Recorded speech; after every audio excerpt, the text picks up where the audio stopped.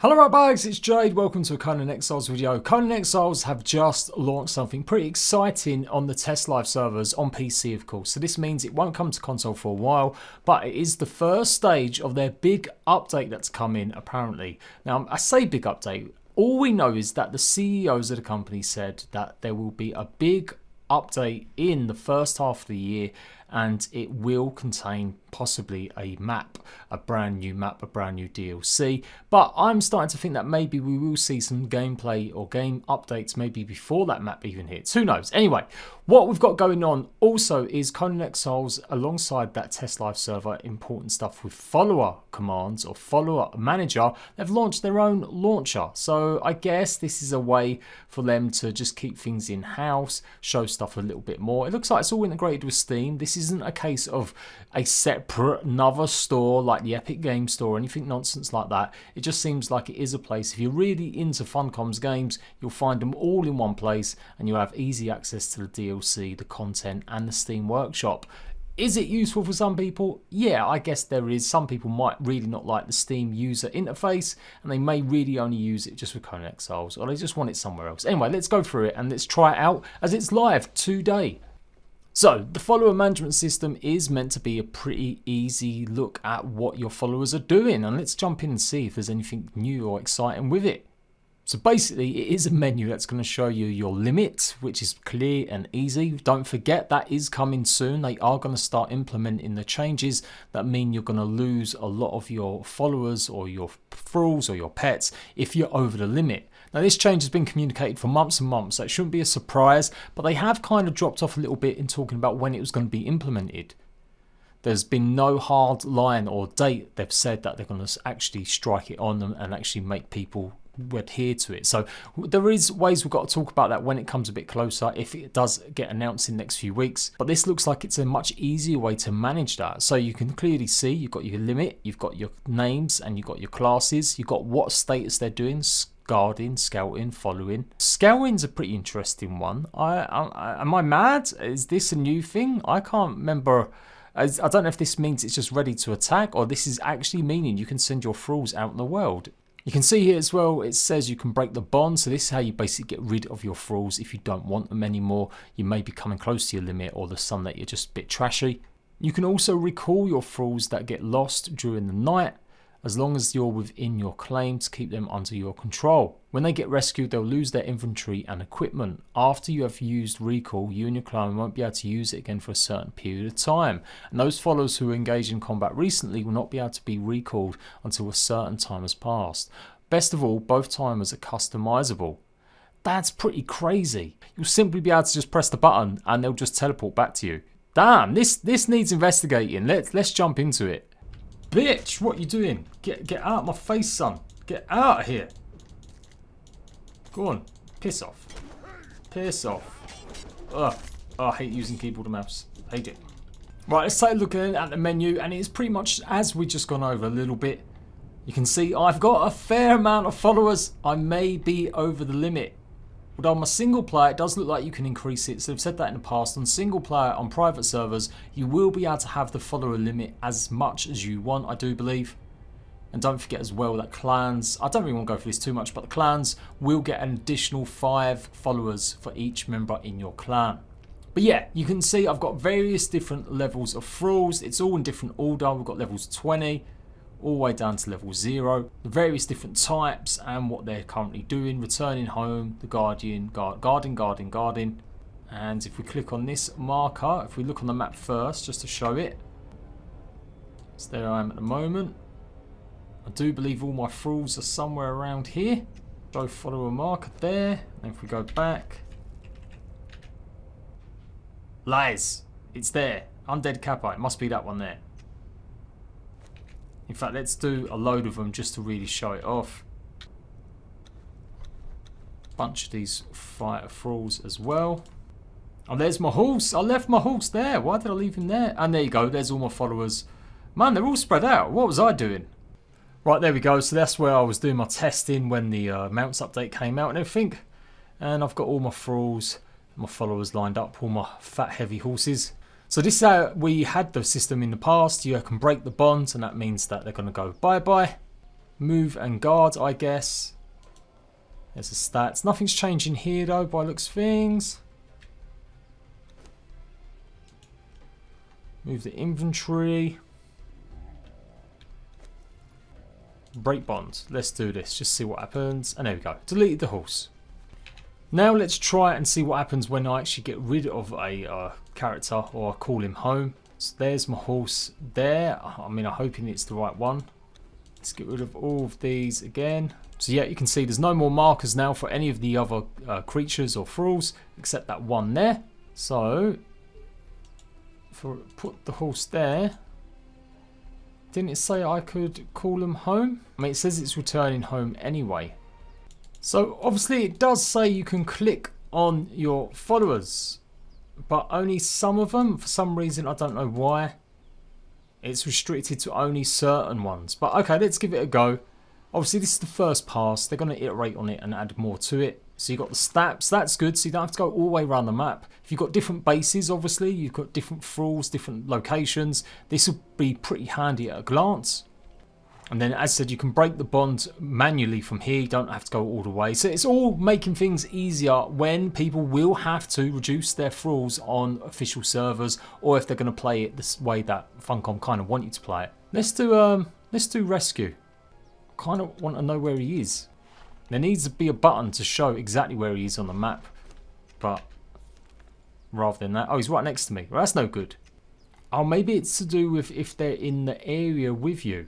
It did mention that you've got to be within the claim radius. So I don't see really the point in rescuing a creature if it's pretty much close to you. Why would you rescue it? I'm going to teleport to that horse and see what happens. Oh, there it is. So let's see what happens now. It should, by rights, be... Yep, there it is. It's flashed up now so I can actually look at it, look at its stats, etc. Alright, let's try the rescue. It's recently attacked, so you've got to wait 3 minutes for it to go down.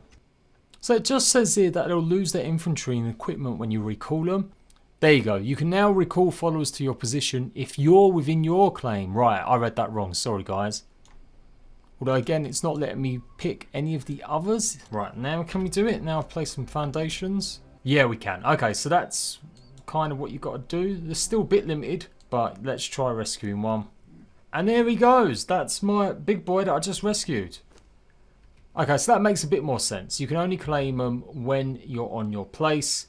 But it does look like there's still a bit of a limit to pretty much how you can recall them. They've still got to be in some sort of radius. Because I definitely can't recall that one, that white horse, which is miles away. But I can go ahead and basically call lots of these ones which are nearby. Just to demonstrate that more fully. Obviously, they'll be looking for feedback. And number one is make this another colour. Just make this yellow to show which one's highlighted. Not just a bolder white. Make it something different. That has got to be the simplest solution to really see what you're doing with your thralls. Okay, now let's take a look at the map. Okay, so that's my Sumerian fighter there.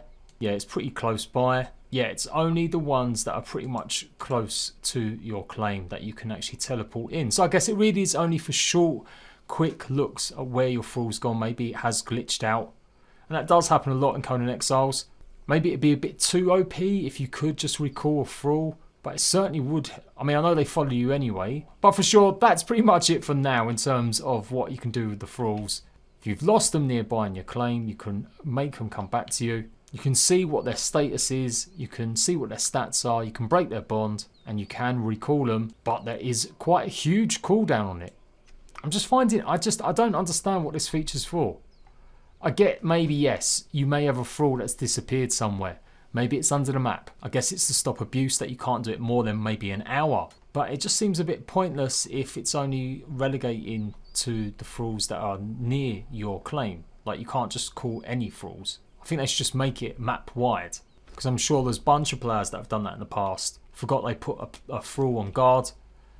Literally ran off somewhere and can't be asked to go back and get it. And so making it rescue is got to be the best way. But there you go, that's my thoughts. Let me know what you think about that. Maybe a bit too much to hope we saw some sort of clue or something brand new in the items. I will keep an eye on this though. This is where we do get a little fresh look at stuff. So maybe I'll need to delve into it a bit more and see if there are any new items added. But as a glance, as I said, I can't see anything new added in terms of items or, you know, big heavy reveals. There we go. First look at the second stage of Conan Exiles follower revamp. The first stage was implementing them with stats and perks. The second stage is how to manage them, and that's going to be part of the coal that's coming very soon. The coal obviously is for server performance, and it's clear they want to save some memory for the new DLC, and I'm guessing lots of new items, lots of new creatures coming into the game. Hopefully part 3 of this in the future will be being able to set them on actual rotations where they'll be able to guard perimeters, or have some sort of cone of effect where they'll be able to walk around and pretty much just keep some sort of tabs or security. And I do dearly hope they allow us to have a thrall and a horse. It's pretty much useless at the moment having horses when people need their thralls to keep going into dungeons. Mounts and stuff are pretty useless. Obviously there's a bunch of other stuff including fixes, issues to do with the purge, general bug fixes, animation UI and text fixes. So before I go, I'm just going to cover the launcher. I did have this at the beginning of the video, and then I realised you guys probably don't care as much about the launcher stuff, so I gave you the more important stuff first. But here you go, here's the launcher bits. Now it's obviously got the continue button. Once we load into a world, come back out, we'll just be able to press continue, it will load it up. You can disable the battle eye, the cheat system, you can install it, uninstall it, etc. for any problems. Obviously, it's a bit of a marketing tool, showing off DLC, trailers, pretty easy. It's like a secondary storefront. Is it really needed? I'm not sure. They have spoken in the past about having their own launcher. In fact, last year I'm pretty sure their CEOs did talk about doing it. And it's surprising given that so many companies are now coming back to Steam rather than having their own. I don't think Funcom would ever do anything as stupid as start making their games only available on their own launcher. I think it's more a case of having another option for some people, and maybe there will be incentives, maybe like Rockstar at the moment with their launcher, you get a free game if you go ahead and install it, or you did have anyway. But what is good though, it does bring into focus again other places to go and find that information, like the forums and the patch notes. Click on that and it's bringing up the latest ones for PC. Obviously Twitter too, if you really want to follow the official channel. And the YouTube channel, blah blah blah blah blah blah blah. Content wise, it's got all the DLCs listed there.